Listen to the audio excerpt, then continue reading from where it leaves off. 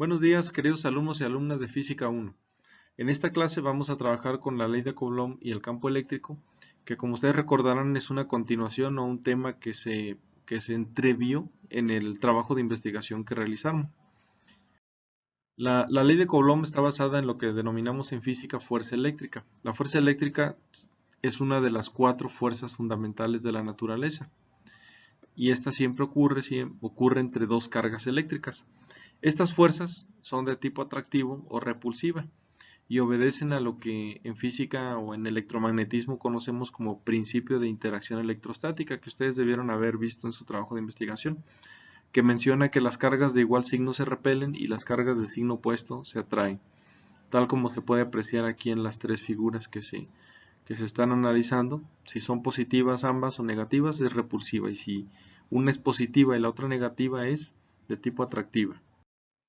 La ley de Coulomb, que enuncia esa fuerza eléctrica, es un principio o es el principio que describe la fuerza entre esas dos cargas puntuales dentro de un medio homogéneo como el aire. Homogéneo significa que es igual para todos lados y cuya magnitud es directamente proporcional al producto de las cargas, es decir, que si el valor de las cargas aumenta, pues la fuerza también aumenta. Y también es inversamente proporcional al cuadrado de la distancia entre dichas cargas. O sea, nos estamos refiriendo a esta distancia. Si la distancia aumenta, la fuerza va a disminuir de manera inversamente proporcional, pero al cuadrado de la distancia. E integrando esas dos proporcionalidades, tenemos que la fuerza es proporcional en forma directa al producto de las cargas y en forma inversa al cuadrado de la distancia de separación. Bueno, en física, para que se establezcan bien las leyes que describen los fenómenos, se tienen muchas veces que recurrir a algo que conocemos como constante de proporcionalidad, que es un valor que hace que una igualdad se cumpla. En este caso, nuestra ley de Coulomb era una regla de proporcionalidad, y al incluir esta constante de proporcionalidad se hace una ecuación. Esta constante de proporcionalidad la determinaron en el año 1900 aproximadamente, y encontraron que este era su valor, 9 por 10 a la 9 newton por metro cuadrado sobre Coulomb cuadrado. Y de esta manera pues ya se puede saber, según las cargas o la distancia, cuál es la fuerza de tipo eléctrico. Donde ya sabemos que la fuerza se mide en newton, las cargas en coulombs y la distancia en metros. Y aquí tenemos ya una representación de las fuerzas, pero utilizando la ley de Coulomb con la constante de proporcionalidad. Muy bien. Cuando analizamos la ley de Coulomb, pues es necesario manejar las unidades de medida de la carga eléctrica. La unidad básica en el sistema internacional pues es el Coulomb, donde un Coulomb es la carga que se transfiere en un segundo a través de cualquier sección transversal de un conductor, y la carga fluye en esta dirección. Entonces toda la carga que atraviesa la sección transversal en un segundo es la que se le denomina una corriente de 1 ampere o un Coulomb por segundo, que es una magnitud física que veremos más adelante en la última sesión. Ahora vamos a comparar el Coulomb con la carga de un electrón. Sucede que por convención se ha establecido que un Coulomb tiene una cantidad de 6.25 por 10 a la 18 electrones, es decir, en un Coulomb caben 6.25 trillones de electrones. Y aquí, por ejemplo, en esta figura tenemos que la carga es de un microcoulomb, y para eso vamos a analizar bien qué es un microcoulomb. En el primer parcial analizamos los prefijos y los sufijos, donde el mili significaba una milésima parte, un micro una milésima y un nano una milmillonésima parte. Bueno, como el Coulomb es una unidad muy grande, se ocupan unidades más pequeñas basadas en mili, micro y nano. Entonces, un milicoulomb son 1 por 10 a la menos 3 coulombs, un microcoulomb es 1 por 10 a la menos 16 a la menos 6 coulombs, y un nanocoulomb 1 por 10 a la menos 9 coulombs. Vamos a ver algunos ejemplos de aplicación de la ley de Coulomb. Un objeto posee una carga eléctrica negativa de menos 2.5 milicoulombs y nos preguntan cuántos electrones tiene en exceso el objeto sobre su superficie, en este caso el globo. Primero vamos a colocar los datos: la carga, la equivalencia y cuánto vale un coulomb en electrones. Básicamente lo que vamos a hacer es una conversión, convertir esta cantidad de coulombs la vamos a convertir en electrones. Hacemos nuestro procedimiento de conversión, un minicoulomb, 1 por 10 a la menos 3 coulombs y un coulomb 6.25 por 10 a la 18 electrones. Hacemos la cancelación de unidades y vamos a tener nuestro resultado que son 1.562 por 10 a la 16 electrones en exceso. Número 2. Una carga de menos 5 microcoulombs se coloca a 2 milímetros de otra carga de más 3 microcoulombs. Nos piden determinar la fuerza eléctrica de atracción entre las dos cargas. Primero tenemos los datos, que son las cargas, y la distancia ya convertida en metros. Vamos a ocupar la ley de Coulomb. Hacemos la sustitución, pero aquí un detalle bien importante. Los microcoulombs hay que cambiarlo por la potencia de 10, que es 10 a la menos 6 coulombs, al igual que la otra carga de 3 microcoulombs. Y la distancia, que es 2 por 10 a la menos 3 metros, son 0.002 metros, y eso lo vamos a elevar al cuadrado.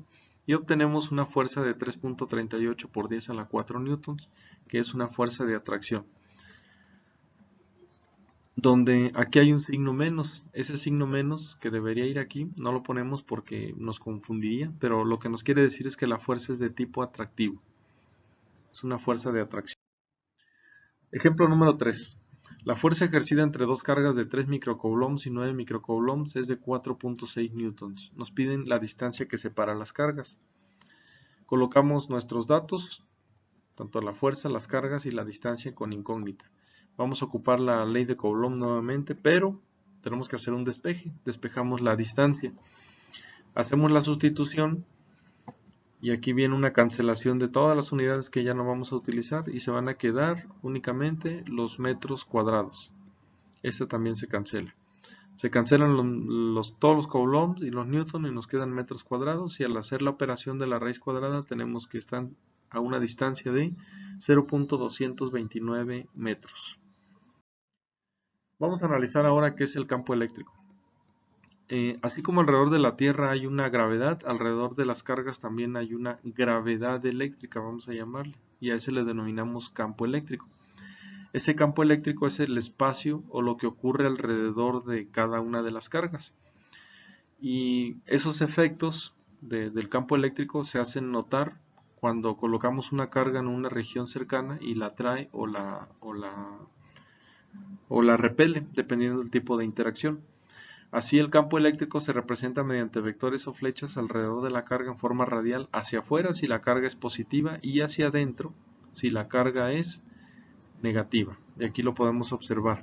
Si la carga es positiva, como en este caso, los vectores del campo eléctrico van hacia afuera. Y si la carga es negativa, observamos que los vectores de campo eléctrico van hacia adentro. Pero en realidad, ¿qué es el campo eléctrico y cómo se manifiesta? Bueno, para empezar es una propiedad del espacio. También es una medida de la capacidad del espacio para ejercer una fuerza eléctrica sobre cualquier objeto cargado colocado en esa región de campo eléctrico. Y se manifiesta como una fuerza sobre cualquier cuerpo cargado en la cercanía del cuerpo que genera el campo. Y aquí una persona pregunta, mis vellos se erizan, vellos de mi cuerpo, y piensa que está asustado. Pero también piensa, como ya sabe un poco de física, piensa que posiblemente ahí cerca hay un campo eléctrico. Y eso lo corroboramos porque hay una interacción electrostática, tal como vieron ustedes en el trabajo de investigación anterior.